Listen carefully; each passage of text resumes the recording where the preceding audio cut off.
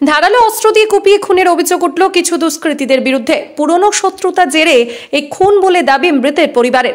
শনিবার রাতে ঘটনাটি ঘটেছে উত্তর দিনাজপুর জেলার চোপড়া থানার মুকদুমগঞ্জ এলাকায়। মৃত ওই ব্যক্তির নাম আবুল হোসেন, বয়স 42। জানা গিয়েছে শনিবার সন্ধ্যা থেকে নিখোঁজ ছিল আবুল হোসেন নামে ওই ব্যক্তি। রাতে বাড়ি থেকে প্রায় 200 মিটার দূরে একটি জমি থেকে তারা রক্তাক্ত ক্ষতবিক্ষত দেহ উদ্ধার হয়। অন্যদিকে পুরনো শত্রুতা জেরে এই খুন বলে দাবি পরিবারের। এই ঘটনা এলাকায় ব্যাপক চাঞ্চল্য ছড়িয়ে পড়ে।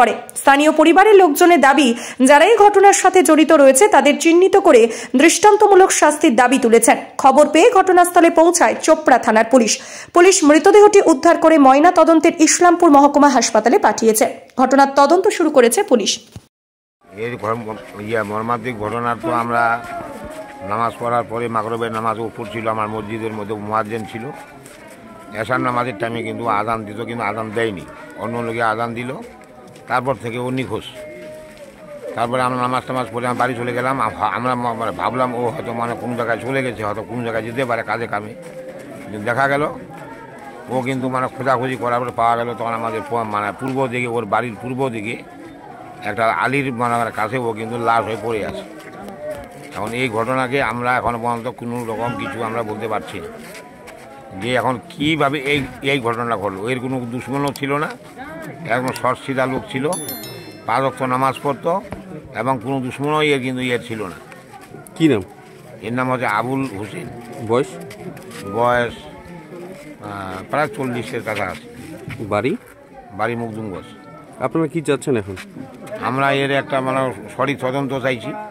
এর সঠিক তদন্ত করে যেন এর যারা এইভাবে মর্মান্তিক ঘটনা ঘটালো, যে যারা খুন করলো তাদের কিন্তু শাস্তি আমরা চাইছি। বোন আর কি, আমার জামাইবাবু হবে। তো মোটামুটি মুগরুবের নামাজ পড়ে খাওয়া দাওয়া করে বাইর হয়েছে 6:30টার সময়, 6:30 দিক বাইর হয়ে। তো কোথায় গেছে, কোনো কাপড় চোপড় পরেনি, এমনি পাঞ্জাবি পরছে, না মাথায় টুপি আছে, চলে গেছে। গিয়ে মোটামুটি আমি গেছিলাম একটা বিয়ে বাড়িতে, রিজার্ভে আসছি বাড়িতে। আমাকে ফোন করছে বোনটা যে ভাই কোথায় আছো, বাড়িতে আসি। মোটামুটি তখন ফোন করেছে, তখন আমাকে বাজে 8টা, 8:30 বাজে। বলছে তোমার দুলাভাই নাই, নসিমের বাবা নাই। কেন, কতক্ষণ ধরে এতক্ষণ ধরে নাই? তারপর কান্নাকাটি করতেছে। আমরা আসছি, আমরা সে দেখছি আর কি। দেখে আমরা পুরো ঘুরলাম, বাগান টাগানে দেখছি। দেখার পরে তারপর আমার বোনটা কিন্তু আমাকে এসে বললো যে ভাই দাদা এরকম ব্যাপার, যে নামাজের পর 2-4 দিন ধরে খুব ঠটাঠুটি আছে। কার সাথে? আইজুল মুন্সি আর মুসলিমের সঙ্গে ওর একটা রেশারেশি আছে আগে থেকে। ওর ছেলেগুলো জমি বিবাদকে কেন্দ্র করে, এ একটু বাড়িকার মাথা, জমির সম্বন্ধে সব কিছুই জানে আর কি। যত কিছু বাড়িকার মেন আর কি, কাগজ ঘাটাঘাটি এই করে। এরা কালকে কিন্তু অনেক দলিল ফলিল তুলে নিয়ে আসছে, ফয়জান নিয়ে আসছে, কালকে নিয়ে আসছে। এরা টের পাইছে যে এরা তো এখন জমি তদন্ত করবে, তাই এদেরকে ঠিক টাইম মতো আমরা যেটা অনুমান করতেছি নিয়ে গেছে মাঠের মধ্যে ফাঁকা জায়গায়।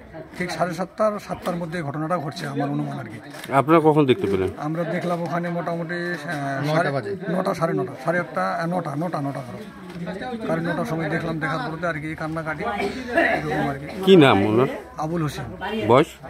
বয়স মোটামুটি ধরে রাখেন যে 40-45 হবে। বাড়ি মুকদুমগঞ্জ। আপনারা কি চাচ্ছেন এখন?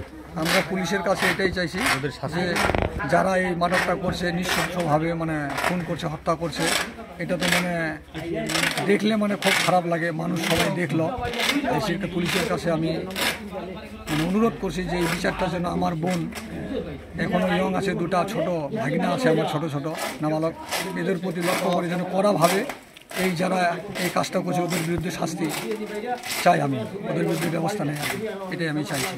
আপনার নাম? রেজাউল করিম। কী হবে সম্পর্কে? আমার হবে জামাইবাবু, আমার বোন জামাই।